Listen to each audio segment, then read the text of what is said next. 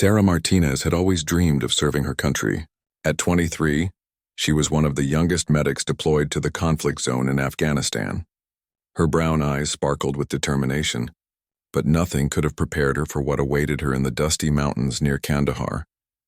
The military base was a collection of temporary buildings surrounded by high walls and razor wire. Sarah arrived on a scorching Tuesday morning, her medical bag heavy on her shoulder. The other soldiers looked at her with mixture of respect and concern. Female medics were rare in this dangerous region, and everyone knew the risks. Her commanding officer, Captain Williams, was a tough man with gray hair and tired eyes. He had seen too many young soldiers come and go. When he met Sarah, he pulled her aside for a private conversation. "Martinez, I need you to understand something," he said seriously. "This isn't like the training back home. Out here, the enemy doesn't care if you're trying to save lives. They see a uniform and that's enough. You need to stay alert every single moment." Sarah nodded, but inside she felt confident. She had trained for 3 years, studied every medical procedure, and practiced under pressure. She thought she was ready for anything. The base housed about 200 soldiers from different countries. There were Americans, British, and Canadian troops all working together. The medical tent where Sarah would work was located in the center of the base, supposedly the safest spot. But as she would soon learn, nowhere was truly safe in this war. On her first night, Sarah couldn't sleep. The sounds were completely different from home. Instead of traffic and city noise, she heard helicopters flying overhead, radio chatter, and the distant sound of explosions. Every few hours, sirens would ring out, sending everyone to their positions. Her bunkmate was Lisa, a nurse from Texas who had been there for 8 months. Lisa had blonde hair that she kept tied back and a southern accent that reminded Sarah of home. "You'll get used to it," Lisa whispered in the dark. "The first few weeks are the hardest. Your body needs time to adjust to the constant stress." Sarah learned quickly that their main job was treating wounded soldiers who were brought in from patrol missions. Some had minor injuries like cuts and bruises. Others arrived in critical condition, fighting for their lives. Every day brought new challenges and heartbreak. The enemy in this region was particularly clever. They used hidden bombs, sniper attacks, and surprise raids. The local population was caught in the middle, with some supporting the troops and others working with the enemy. It was impossible to know who to trust. After 2 weeks, Sarah felt like she was getting the hang of things. She had successfully treated dozens of patients and earned the respect of her colleagues. Captain Williams even complimented her work during a team meeting. But war has a way of humbling even the most confident people. Sarah was about to learn that her real test hadn't even begun yet. The enemy was watching, planning, and waiting for the perfect moment to strike. They had noticed the young medic who worked so hard to save lives, and they were about to make her their primary target. Little did Sarah know that in just a few days, she would find herself in a situation where her medical training would be useless, where her courage would be tested beyond anything she had imagined, and where the difference between life and death would come down to a whispered question from the most unexpected source. The attack came without warning on a quiet Thursday morning. Sarah was organizing medical supplies when the first explosion shook the entire base. The lights flickered and dust rained down from the ceiling. Before anyone could react, the second blast hit even closer. "Incoming! Everyone down!" Captain Williams shouted over the chaos. Sarah dropped to the floor as trained, covering her head with her hands. The sound was deafening, like thunder that never stopped. Through the medical tent's windows, she could see smoke rising from different parts of the base. The enemy had planned this attack perfectly. They knew the base's weak points and had been watching the daily routines for weeks. Multiple explosive devices went off simultaneously, creating confusion and panic. It was their most coordinated assault in months. Lisa grabbed Sarah's arm. "We need to get to the emergency bunker," she yelled over the noise. But before they could move, wounded soldiers started arriving. The first casualty was brought in by 2 fellow soldiers who were bleeding themselves. It was Private Johnson, a young man from Ohio who always made jokes to keep everyone's spirits up. Now he was unconscious with serious injuries to his chest and legs. Sarah's training kicked in immediately. Despite the ongoing explosions outside, she focused completely on saving Johnson's life. Her hands moved quickly and steadily, applying pressure to stop the bleeding and checking his vital signs. "We need to evacuate him to the hospital immediately," Sarah told the soldiers who brought him in. But that's when they received devastating news. The helicopter landing pad had been destroyed in the first wave of attacks. No medical evacuations were possible until the area was secured, which could take hours or even days. More wounded soldiers kept coming. Some had broken bones, others had severe burns, and a few were barely conscious. Sarah and Lisa worked frantically, using every piece of medical equipment they had. The small medical tent became a scene of controlled chaos. Outside, the battle raged on. Sarah could hear gunfire, explosions, and shouted orders. Through the tent's entrance, she saw soldiers running in different directions, some carrying weapons, others helping wounded comrades. The base's communication system was partially damaged, making it difficult to coordinate the defense. Captain Williams appeared in the medical tent, his uniform torn and his face covered in dirt. "How many wounded do we have?" he asked Sarah. 12 so far and more coming," she replied without looking up from her patient. "The enemy has us surrounded." Williams said grimly, "They're using the hills around the base for cover. Our reinforcements are trying to reach us, but it's going to take time." As if to emphasize his words, another explosion rocked the base. This one was so close that medical equipment fell off the tables, and Sarah had to steady herself against the wall. That's when she noticed something that made her blood run cold.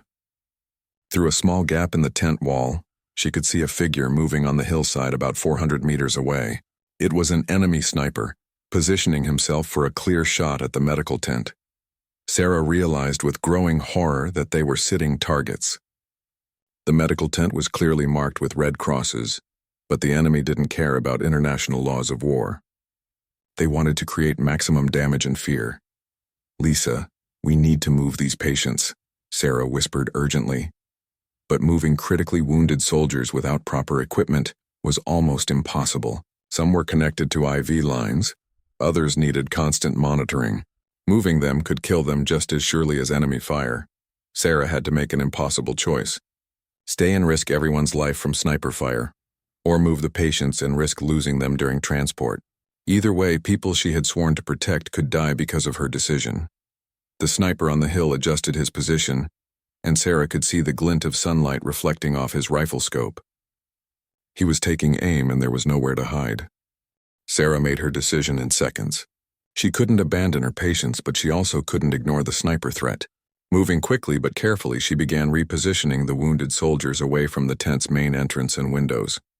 "Help me move Private Johnson behind that equipment cabinet," she told Lisa, pointing to the heaviest piece of medical machinery in the tent. Working together, they carefully relocated the most critically wounded soldiers to positions that offered some protection from outside gunfire. It was exhausting work, made more difficult by the ongoing explosions and the need to keep all the patients stable. As Sarah worked, she kept glancing toward the hillside where she had spotted the sniper. The figure was still there, but something strange was happening. Instead of taking the easy shot he clearly had, the sniper seemed to be hesitating. The battle outside intensified. Sarah could hear the distinctive crack of sniper rifles, but none of the shots seemed to be aimed at the medical tent. Other parts of the base were taking heavy fire, but their position remained relatively safe. Hours passed like this. Sarah and Lisa continued treating wounded soldiers while staying alert for any signs of immediate danger. The medical tent became overcrowded as more casualties arrived. They were running low on critical supplies, especially blood for transfusions and pain medication. Private Johnson regained consciousness around noon. His first words were asking about his fellow soldiers. Despite his own serious injuries, he was more concerned about his friends than himself. This kind of loyalty and brotherhood was common among the soldiers, and it always amazed Sarah. "You saved my life," Johnson whispered to Sarah when she checked his bandages. "Just doing my job," she replied, but inside she felt proud of her work. That afternoon brought a temporary lull in the fighting. The explosions stopped, and the gunfire became less frequent. Captain Williams entered the medical tent with updates on the situation. "The enemy has pulled back to the hills," he reported. "Our reinforcements are about 2 hours away. We need to hold our position until then." Sarah used this quiet time to better organize the medical supplies and check on all her patients. She was exhausted but determined to keep everyone alive until proper evacuation could begin. It was during this quiet period that she first heard the voice. Someone was calling out in accented English from the direction of the hills. The words were difficult to understand at first, but gradually became clearer. "American medic. American medic, can you hear me?" Sarah froze. The voice was coming from outside the base perimeter, somewhere in the area where they had seen enemy fighters. Lisa heard it too and grabbed Sarah's arm. "Don't respond," Lisa whispered urgently. "It could be a trap." But the voice continued, and what it said next shocked everyone in the medical tent. "We have wounded man here. He needs help. Will you treat enemy soldier?" Captain Williams, who had been monitoring radio communications, heard the exchange and immediately joined them. His face was grim as he considered the implications. "This could be a setup," he said quietly. "They might be trying to lure our medics into the open for an ambush." But Sarah found herself thinking about her medical oath.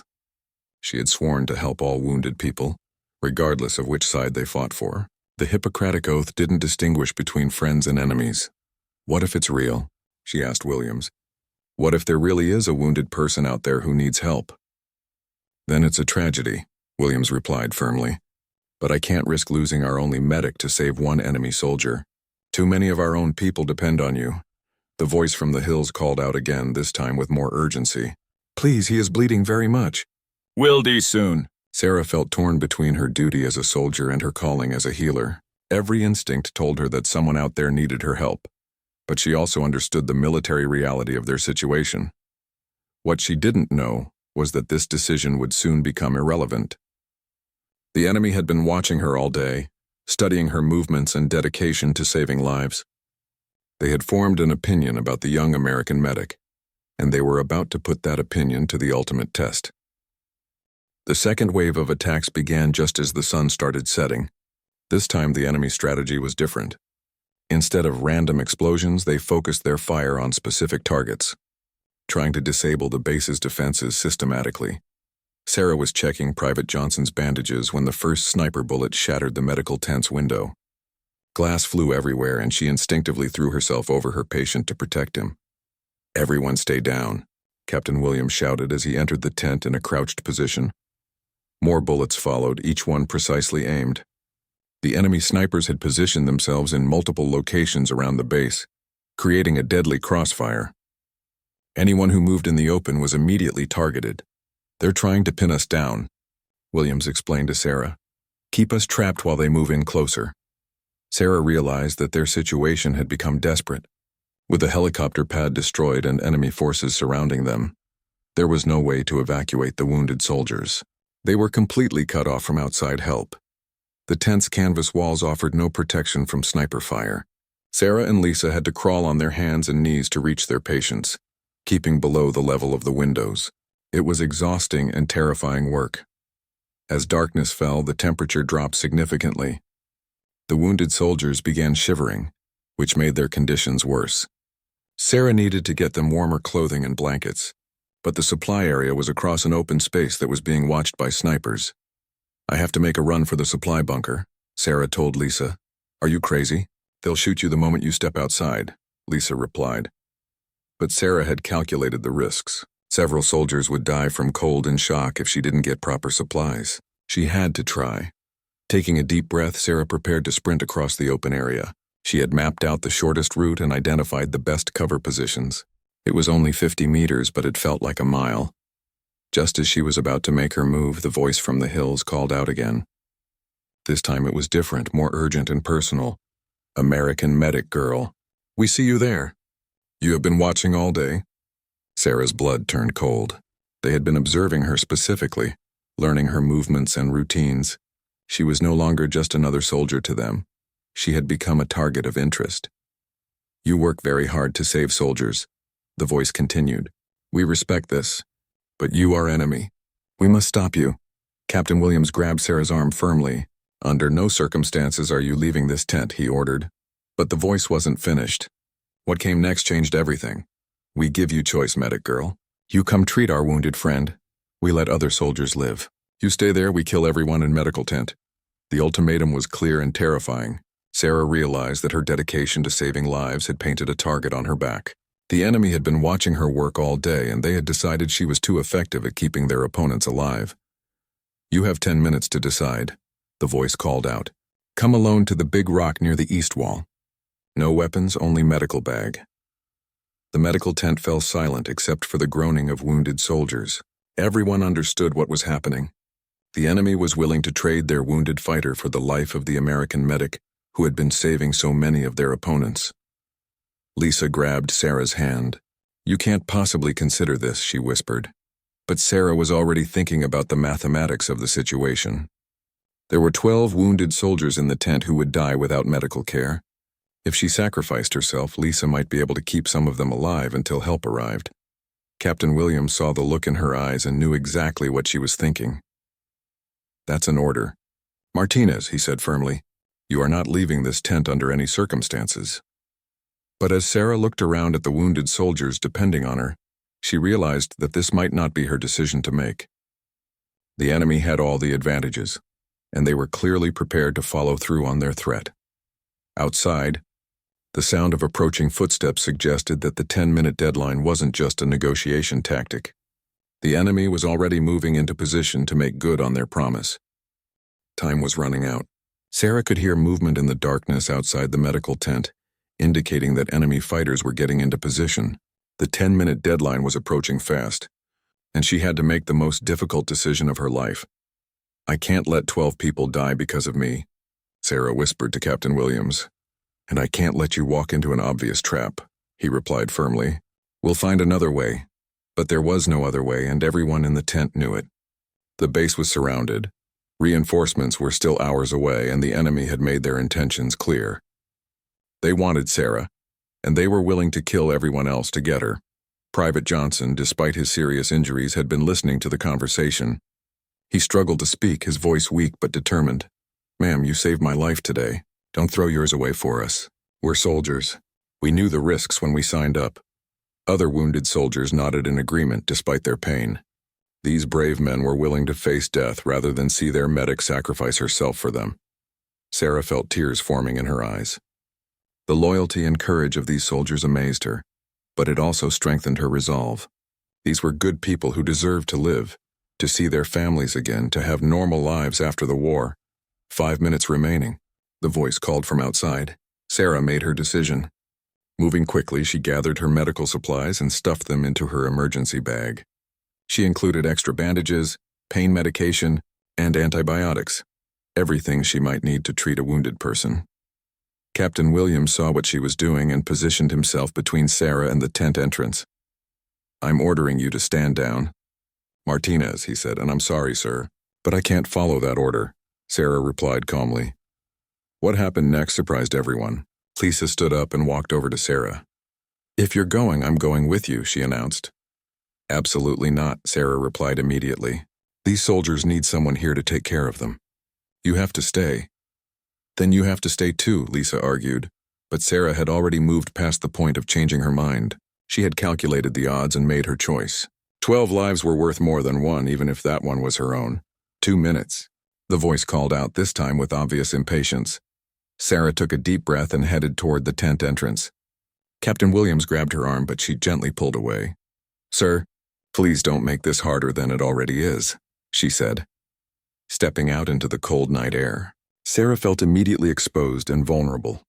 The darkness was complete except for occasional flashes from distant explosions. She could barely see the large rock that had been mentioned as the meeting point. Walking slowly across the open ground, Sarah expected to feel a sniper's bullet at any moment.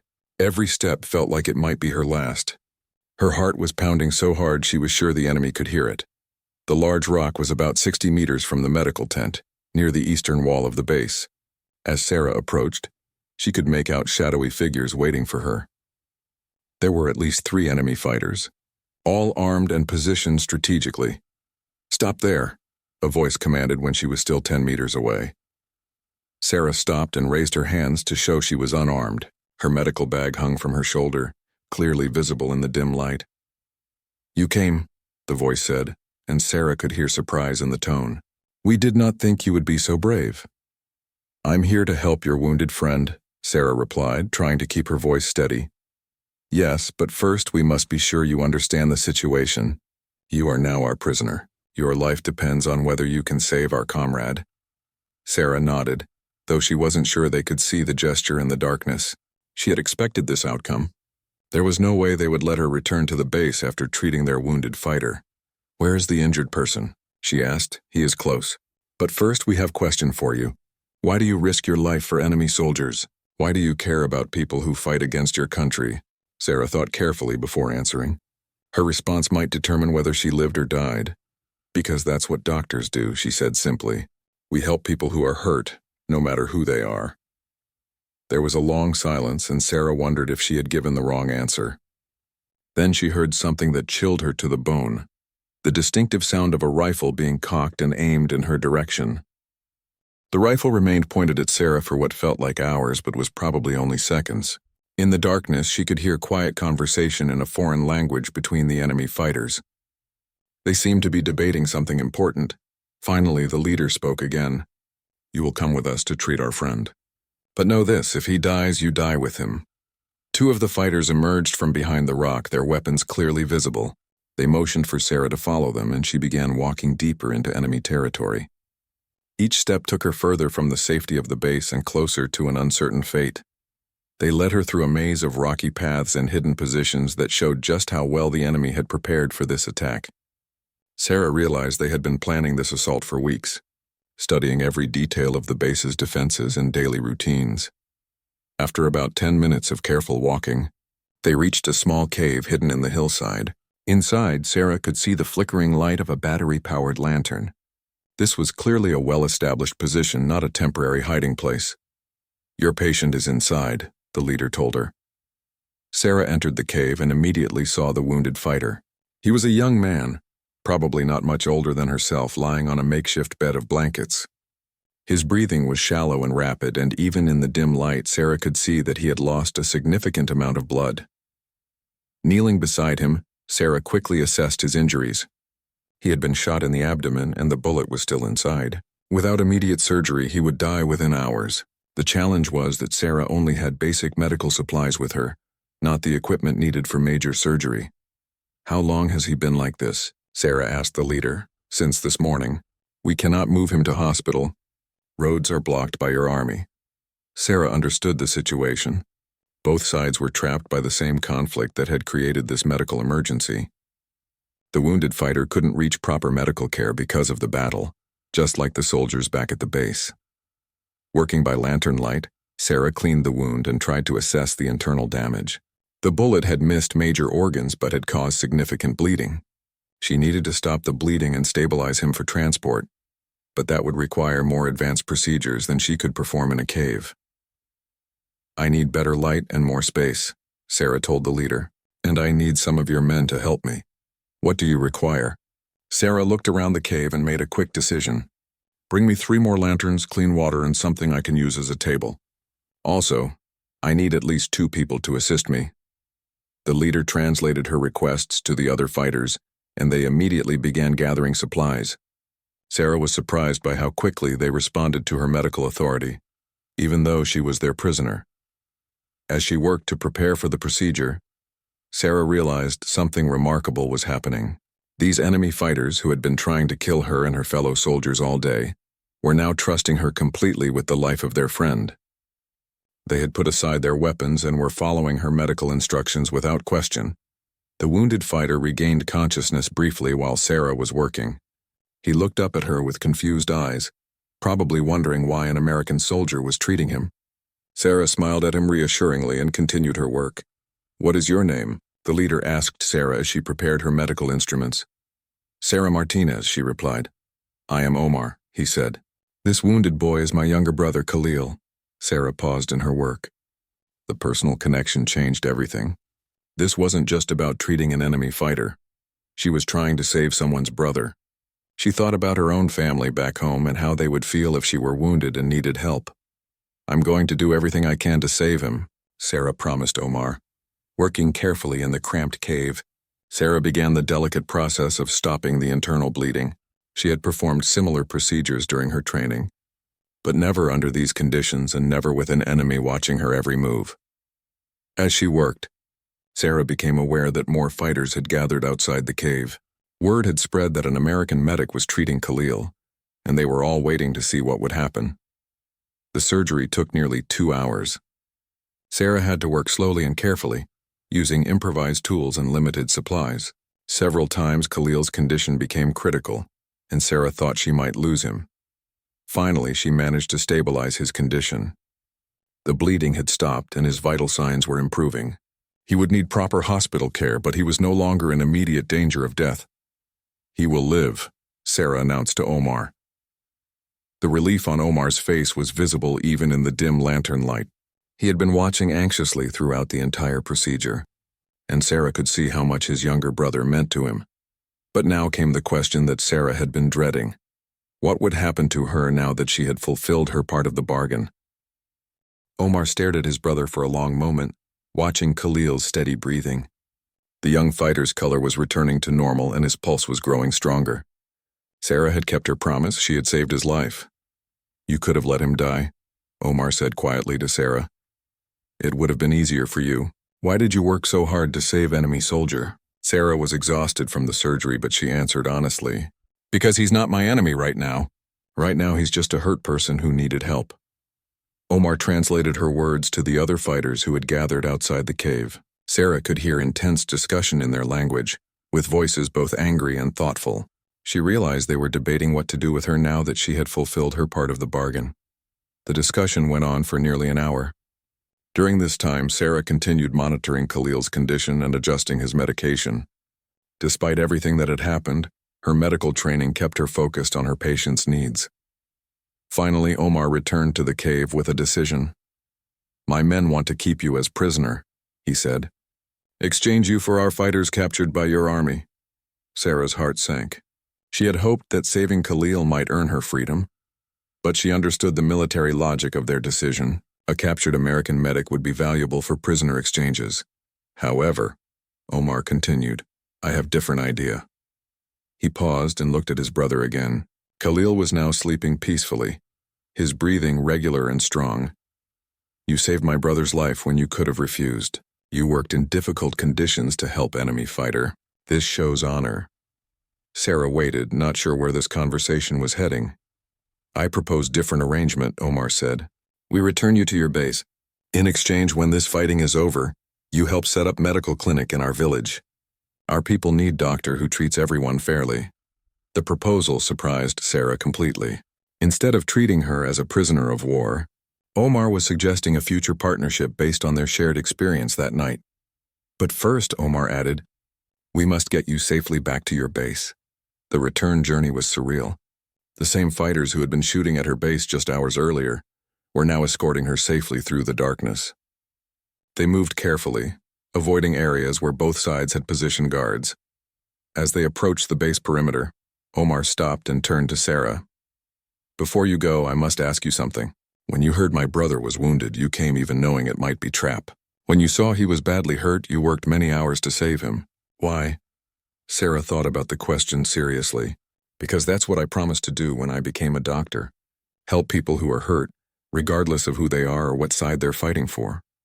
Omar nodded slowly. "This is a good answer.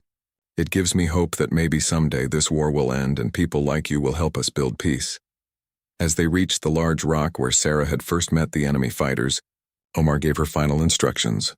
"Walk slowly to your base. My men will watch to make sure you arrive safely. If your soldiers shoot, we will return fire to protect you." Sarah began walking across the open ground toward the medical tent. Her legs felt weak from exhaustion and stress, but she forced herself to keep moving. Behind her, she could hear Omar calling out in English to announce her return. "American soldiers, your medic is coming home. Do not shoot. She saved life of wounded man." Captain Williams emerged from the medical tent with several armed soldiers. They had been preparing for the worst, expecting either a ransom demand or confirmation that Sarah had been killed. When Williams saw Sarah walking alone across the open area, he could hardly believe it. She was supposed to be a prisoner or worse, but here she was returning on her own. "Martinez, get inside quickly," he shouted. Sarah stumbled into the medical tent, overwhelmed by relief and exhaustion. Lisa immediately wrapped her in a blanket and began checking her for injuries. "Are you hurt? What happened out there?" Lisa asked frantically. Sarah looked around the tent at the wounded soldiers she had left behind. They were all still alive, and several were looking much better than when she had left. Lisa had done excellent work keeping them stabilized. "I treated a wounded enemy fighter," Sarah said simply. "He was someone's brother." Captain Williams approached with questions about enemy positions and numbers, but Sarah held up her hand. "Sir, with respect, right now I just want to check on my patients." As Sarah moved from bed to bed, examining each wounded soldier, she felt a profound sense of completion. She had honored her medical oath, even under impossible circumstances. She had saved lives on both sides of the conflict. Through the tent window, Sarah could see the first light of dawn appearing on the horizon. The long night was finally over. In the distance, she could hear the sound of helicopters approaching, the reinforcements that Captain Williams had promised. Later that morning, as wounded soldiers were being evacuated to proper hospitals, Sarah received unexpected news. The enemy fighters had withdrawn from the area during the night, ending the siege of the base. But the most surprising news came from intercepted radio communications. The enemy commander had ordered the withdrawal, specifically because they wanted to honor the agreement made with the brave American medic who saved one of their own. Sarah's decision to risk her life for an enemy soldier had not only saved Khalil's life, but had also ended the battle and saved countless lives on both sides. Years later, after the war ended, Sarah would return to that region as a civilian doctor. She would help establish the medical clinic that Omar had proposed, treating patients regardless of their background or beliefs. The cave where she had performed surgery on Khalil became a symbol of hope, proof that even in the darkest moments of conflict, humanity and compassion could prevail. But none of that seemed possible as she sat in the medical tent that dawn, exhausted but alive, surrounded by soldiers whose lives she had saved. At that moment, Sarah simply felt grateful to be breathing, grateful to be whole, and grateful for the whispered question from an enemy sniper that had somehow led to this moment of peace.